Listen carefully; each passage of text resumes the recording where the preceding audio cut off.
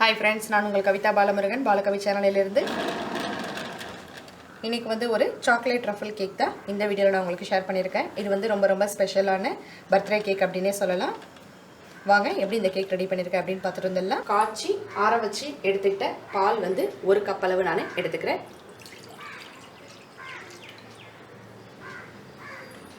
1 cup அளவு powder sugar,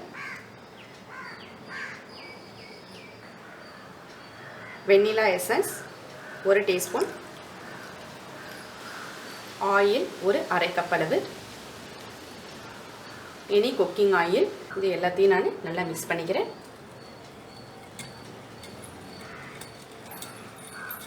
ஒரு table spoon vinegar இதோட நான் சேர்த்துக்கிறேன். இது ஒரு 5 நிமிஷம் இதை வினிகர் ஊற்றுறதுனால இந்த பாலும் வினிகரும் ஒரு 5 நிமிஷம் ரெஸ்ட்டில் இருக்கட்டும். ஒரு 5 நிமிஷம் ரெஸ்ட் கொடுத்தாச்சு. இப்போ ட்ரை பொருட்கள் எல்லாம் நான் ஒன்று ஒன்றா சேர்த்துக்கிறேன்.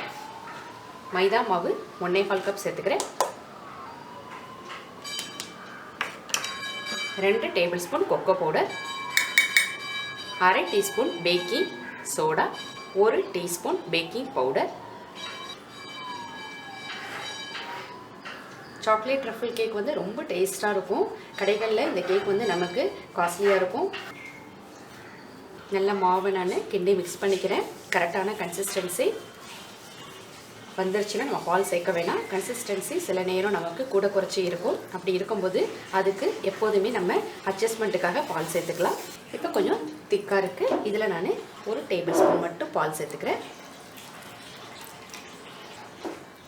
இது எப்போதுமே அட்ஜஸ்டட் பண்ணுறதுக்காக மட்டும்தான், இந்த கன்சிஸ்டன்சியை நம்ம சரி பண்ணுறதுக்காக மட்டும்தான் இந்த பால் சேர்க்குறோம். இப்போ மாவு நல்லா இதை மாதிரி பதத்தில் இருக்கணும். இப்போ நான் இதை ஒரு கேக் டீனில் மாற்றிக்கிறேன். இன்றைக்கி நான் 6 இன்ச்சு சர்க்கிள் மோல்டு தான் எடுத்திருக்கேன். இதில் வந்து நான் பட்டர் அப்ளை பண்ணிவிட்டு ஒரு பட்டர் பேப்பர் போட்டிருக்கேன். அது மேலே நான் கொஞ்சமாக டின் உள்ளார மைதா மாவு டஸ்ட் பண்ணியிருக்கேன். இப்போ நான் ரெடி பண்ணி வச்சுக்கிற மாவை இதில் சேர்த்துக்கிறேன்.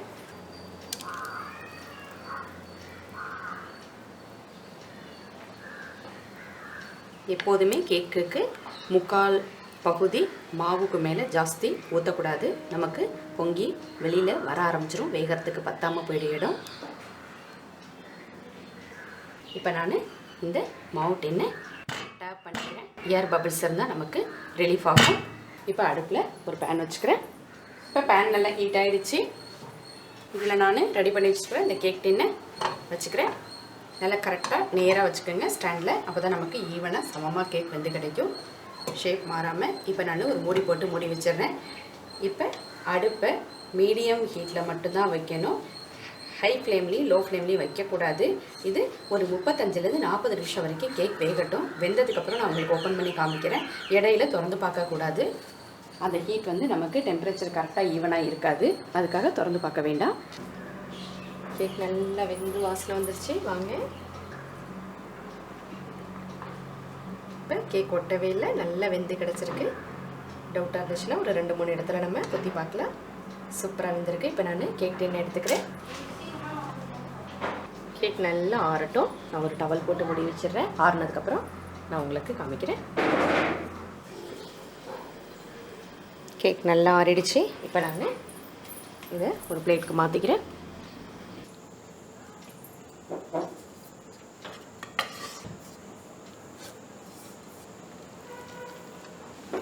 கேக் நல்லா சூப்பராக ஸ்பாஞ்சியாக இருக்குது பாருங்கள். இப்போ இந்த கேக்கை நான் லேயர் கட் பண்ணிக்கிறேன்.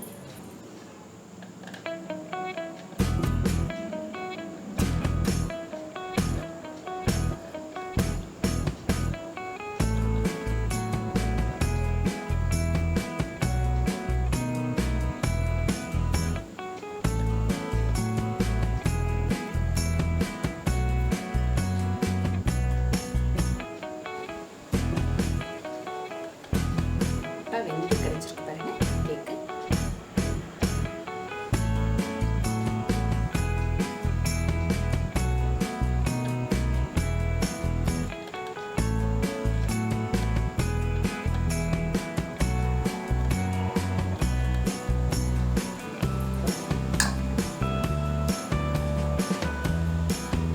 கேக் வந்து நான் ஒரு 3 லேயர் கட் பண்ணி எடுத்துக்கிட்டேன்.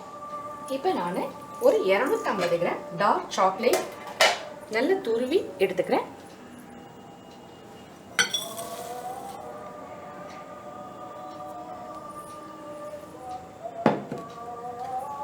ஒரு அடுப்பில் பேன் வச்சுக்கிறேன். சாஸ் பேன் எடுத்துக்கிறேன். அந்த சாஸ் பேனில் ஃப்ரெஷ் க்ரீம் ஒரு 200 ml 3/4 கப் அளவு நான் சேர்த்துக்கிறேன். இதில் இந்த ஃப்ரெஷ் க்ரீமை நான் லைட்டாக ஹீட் பண்ணிக்கிறேன்.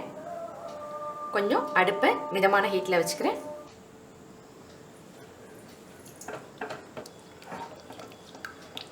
நல்லா கெட்டியாக இருக்குது எனக்கு ஃப்ரெஷ் க்ரீம், அதனால் கொஞ்சம் டைம் ஆகுது.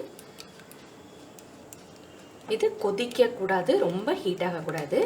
ரூம் டெம்பரேச்சரில் ஃப்ரெஷ் க்ரீமை முன்னாடியே ஃப்ரிட்ஜிலேருந்து எடுத்து வெளியில் வச்சுட்டு தான் நம்ம பேனில் ஊற்றணும், ஹீட் பண்ணிக்கணும். அவ்வளோதான். ஃப்ரெஷ் க்ரீமில் பபிள்ஸ் வருது பாருங்கள், ஒரு கொதி. இப்போ நான் அடுப்பை ஆஃப் பண்ணிட்டேன். இப்போ இந்த ஹீட் பண்ண ஃப்ரெஷ் க்ரீமை இந்த டார்க் சாக்லேட்டோட நான் ஆட் பண்ணிக்கிறேன். உடனே சேர்த்துடணும், ஹீட்டாக இருக்கணும் ஃப்ரெஷ் க்ரீம். நல்லா சாக்லேட்டோட நான் நல்லா மிக்ஸ் பண்ணிக்கிறேன்.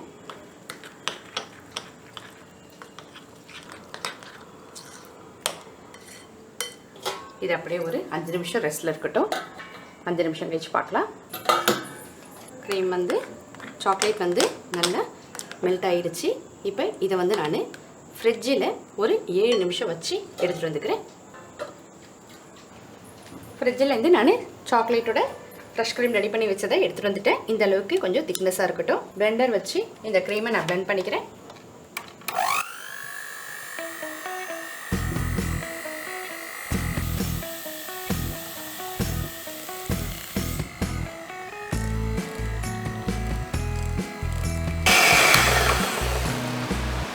நல்ல ஒரு க்ரீம் கன்சிஸ்டன்சி வந்துடுச்சு. கரெக்டாக எனக்கு ஒரு 4 நிமிஷம் 1, 2, 3ன்னு ஸ்பீடை இன்க்ரீஸ் பண்ணி எடுத்துக்கிட்டேன்.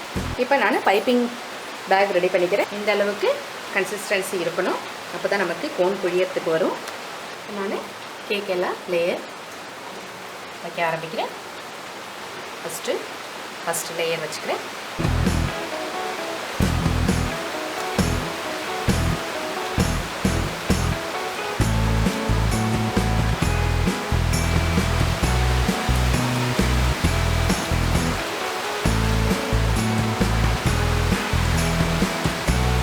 ரெண்டாவது லேயர் வச்சுக்கிறேன்.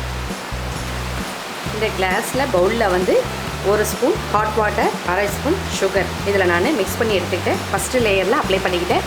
அதே மாதிரி ரெண்டாவது லேயர்லையும் நான் அப்ளை பண்ணிக்கிறேன். ஃபஸ்ட்டு லேயர் அப்ளை பண்ணும்போது காமிக்காமல் விட்டுட்டேன்.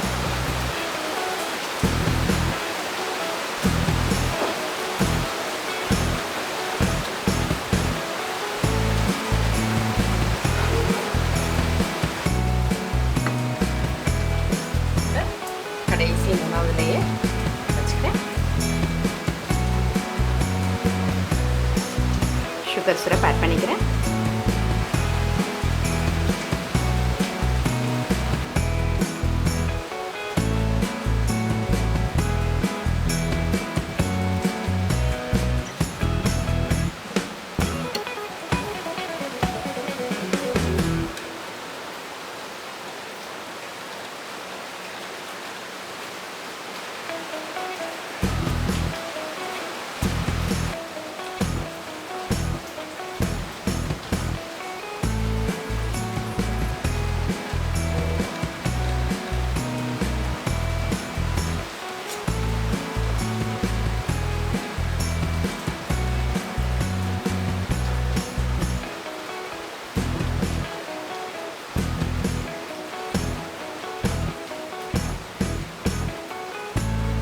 இப்போ கேக்கை நான் ஒரு 10 நிமிஷம் ஃப்ரிட்ஜில் வச்சு எடுத்துக்கிறேன்.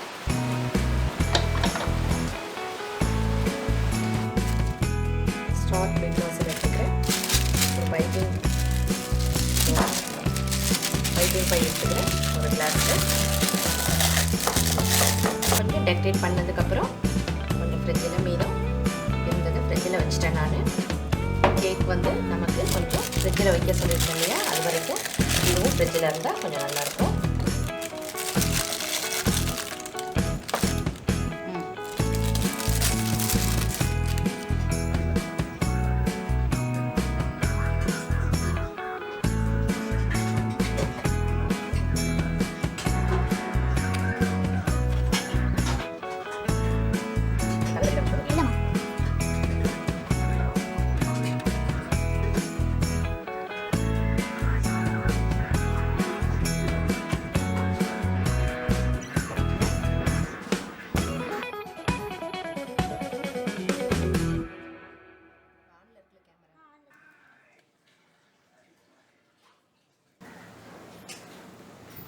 அவ்வளோதான் ஃப்ரெண்ட்ஸ், கேக் வந்து நான் ஃபினிஷ் பண்ணிட்டேன். இப்போ நான் ஃப்ரிட்ஜில் ஒரு 1 hour வச்சிருந்து தான் இந்த கேக்கை இன்றைக்கி நாங்கள் கட் பண்ண போகிறோம்.